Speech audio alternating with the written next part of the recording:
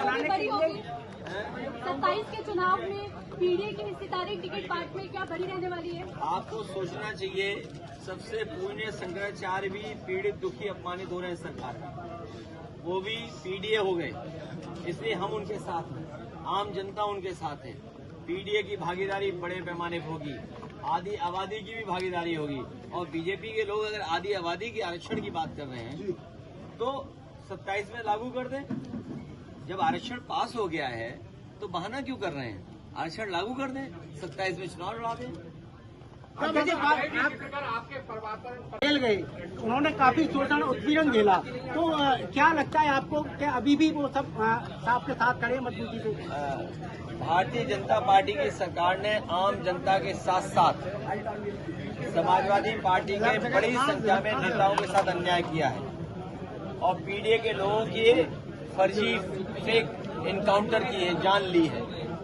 ये जो पाप किया भारतीय जनता पार्टी ने, तो भगवान देख रहे हैं ऊपर, प्रभु श्री राम देख रहे हैं, और देखिए प्रभु श्री राम की कृपा देखिए, इन्होंने जो चढ़ावे में घोटाला किया वो भी पकड़े गए लोग।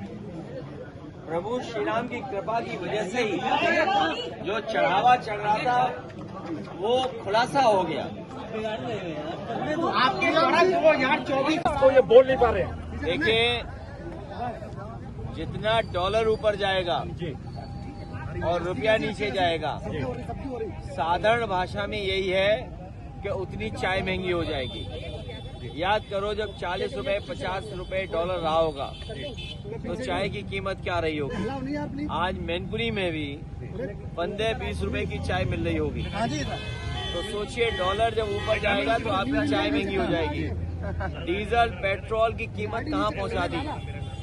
जो लोग कहते थे गैस सिलेंडर गरीबों को फ्री देंगे, हर दूसरे तीसरे दिन आप देखते हैं कभी डीजल की कीमत बढ़ जाती, पेट्रोल की कीमत बढ़ जाती, अब गैस सिलेंडर की कीमत बढ़ रही है।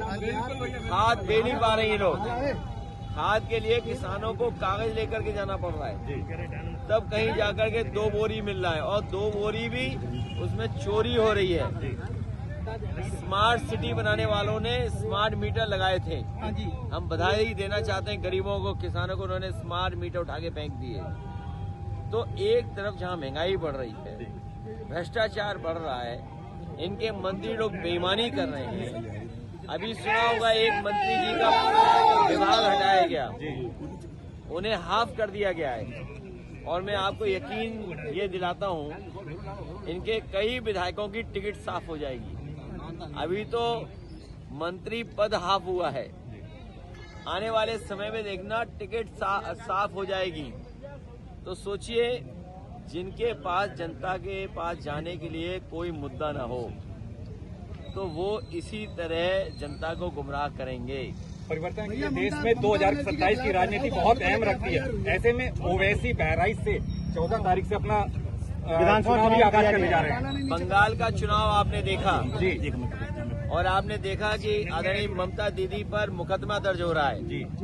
हमारे मुख्यमंत्री अपने गंभीर धाराओं के मुकदमे वापस लेते हैं, लेकिन बीजेपी की सरकार बनने के बाद एक लोकप्रिय मुख्यमंत्री पर मुकदमे दर्ज कराए। इससे ज्यादा खतरनाक काम लोकतंत्र में क्या हो सकता है? ये लोकतंत्र को खतरा है। और मैं आपको याद दिला दूं, जिस तरह से इन्होंने रामपुर का चुनाव जीता, फैजाबाद का बाई इलेक्शन जीता, पुनरकी का चुनाव जीता, अंबेडकर नगर में बाई इलेक्शन जीता, कानपुर बेईमानी करना चाहते थे, करहैल में बेईमानी करना चाहते थे।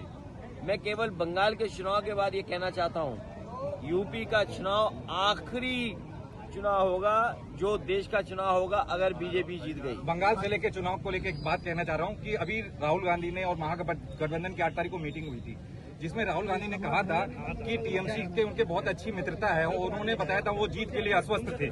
मगर वहीं राहुल ने बोला था आप सपना देख रहे हैं, जैसे कि महाराष्ट्र हुआ, गुजरात हुआ और हरियाणा जैसी जगह में वो पहले भी वादा कर चुके थे, वो देख चुके हैं। अभी की बात को कोई विश्वास नहीं कर रहा है। मैं इंडिया गठबंधन और कांग्रेस इसी पर बहस नहीं करना चाहता हूँ।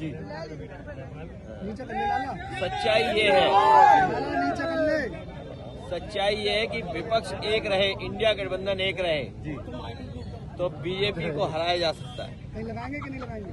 कांग्रेस के प्रभारी हैं अविनाश पांडे, वो कह रहे हैं सभी सीटों में हमारा चुनाव लड़ने में सक्षम है। तो ये तो अच्छा कह रहे हैं, कि 403 में वो तैयारी कर रहे हैं, 403 में हम तैयारी कर रहे हैं। जी। तो 403 कितना हो गया?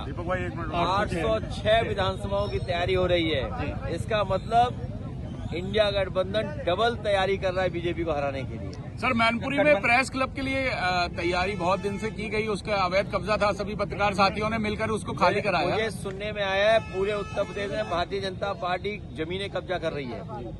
मैनपुरी में भी बड़ी पैमाने पर जमीनें कब्जा की होंगी। तो ये मंत्री लूटना चाहते हैं।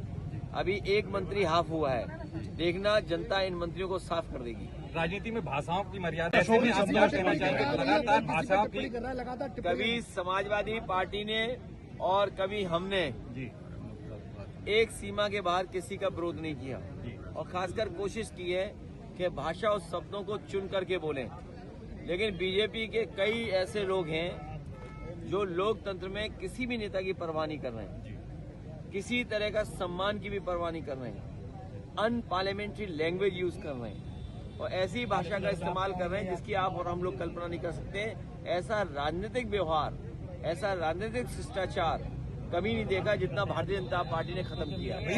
विपक्ष लगातार आरोप लगाता रहा कि एजेंसियों का दुरुपयोग होता रहा। ममता बनर्जी जी पर एफआईआर नहीं होनी चाहिए थी। अगर ये परंपरा बनेगी तो एक मुख्यमंत्री हटेगा, उसकी सरकार जाएगी तो दूसरा मुख्यमंत्री एफआईआर दर्ज कर देगा। आखिरी सवाल, एक एजेंसियों का दुरुपयोग का लगातार विपक्ष सवाल खड़े करते रहा है। 2027 का चुनाव नजदीक है, अगर एजेंसियों का दुरुपयोग इसी तरह होता रहेगा तो समाजवादी पार्टी किस तरह से चुनाव लड़ेगी? तो पूरी समाजवादी पार्टी चंबल चली जाएगी और फिर मैनपुरी के लोगों को, मैनपुरी के लोग अपने क्या बता रहे थे? इनके मुंह पे है स्वदेशी, मन से है विदेशी। जो लोग स्वदेशी का नारा देते थे, अनरजिस्टर्ड अंडरग्राउंड संगीत साथी, ये कहाँ है? ये जितने कैमरे मोबाइल दिख रहे हैं आपको, ये सब विदेशी हैं। पंचायत चुनाव में ये देरी हो रही है कि वन नेशन वन इलेक्शन का फार्मूला फेल हो गया है और गांव के लोग तैयार हैं बीजेपी को सबक सिखाने के लिए, क्योंकि उन्हें खाद की बोरी नहीं मिल रही, डीजल नहीं मिल रहा, पेट्रोल महंगा हो गया, स्मार्ट मीटर लगा करके तो लूटने की तैयारी करते, इसलिए ये गाँव में नहीं घुस सकते। इनकी बुरी हार करेगा ग्रामीण अंचल के लोग, इसलिए घबरा गए इन्होंने।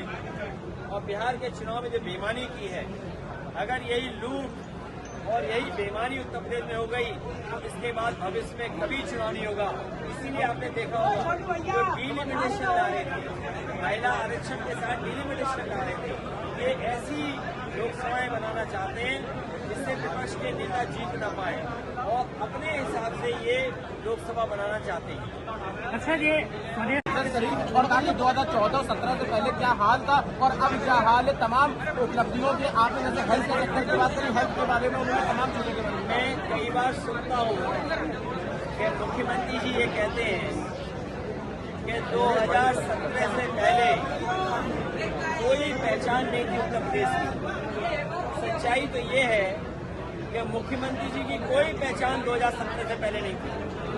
2017 से पहले तो वो कासगंज भी ना आए हों, 2017 से पहले एटा भी ना आए हों, जिन्हें अपनी पहचान 2017 के बाद मिली है, वो ये कह रहे हैं कि 2017 से पहले पहचान नहीं थी। आज मैं ये कहता हूँ, एटा में बिजली का कारखाना, इधर उधर मत जाइए, एटा का सबसे बड़ा बिजली का कारखाना समाजवादी सरकार में लगा और उसका परिणाम है और कारखाने लगना शुरू हो गए। जब एक बार पहले मुख्यमंत्री थे, याद कीजिए नेताजी उस जमाने में कितना सड़क बनना बनी और यहाँ के विकास के लिए काम किया।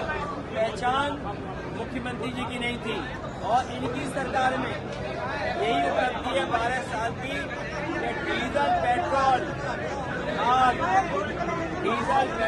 खाद और रसोई गैस और कॉमर्शियल सिलेंडर ऐतिहासिक के साथ बिक रहे हैं। सर, आपने बीजेपी भी डर करके स्वीकार कर रही है। इससे बड़ी और उपलब्धि क्या मालूम है? पीडीए की एकजुटता और जो देश में बाबा साहब भीमराव अम्बेडकर और जो लोगों को अपने अधिकार की आवाज उठाने का जो अधिकार मिला है बीजेपी भी स्वीकार कर रही है जातीय है। सर आज अभी मुख्यमंत्री